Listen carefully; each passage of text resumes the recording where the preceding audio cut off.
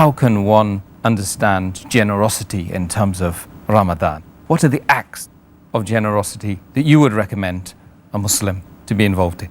A person should always be generous throughout his life, but during Ramadan, he should be more generous. It should reach its peak. And there are various ways a person can be generous. For example, one thing which normally people think about generosity is helping people with money. But that is not the only act of generosity. That is one of the acts of generosity, helping someone with your money. The other act of generosity is that if you share your knowledge, or if you guide someone, to Islam someone, or to dawah to non-Muslims, even this is generosity. You help him with your knowledge. The other act of generosity is maybe you may help them with your physical strength in doing some work, or maybe lifting something. Even that's the act of generosity. Any good deed is an act of generosity. For example, you may be in a position.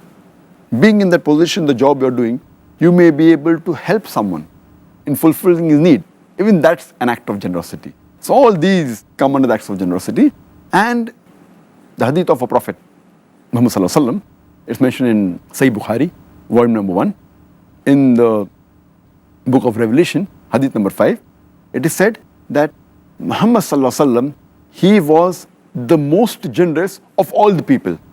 And during the month of Ramadan, his generosity used to reach the peak. And Archangel Gabriel used to visit him during the month of Ramadan and used to rehearse the Quran.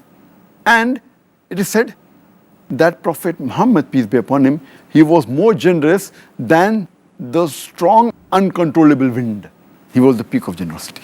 Further, beloved Prophet Muhammad said, it's mentioned hadith of Tirmidhi, hadith number 3233, where it is said that there will be rooms in paradise where you can see inside the room from the outside, and you can see the outside from inside.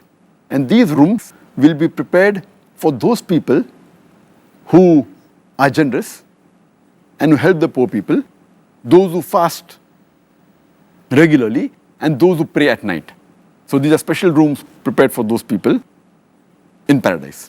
Further, there's a hadith, Sahih hadith, mentioned in Ibn Majah, hadith number 1746, where our beloved Prophet Muhammad said that any person who feeds the person who has fasted, he will get the reward of the person who he has fed, who has been fasting, without diminishing the reward of the person who was fasting.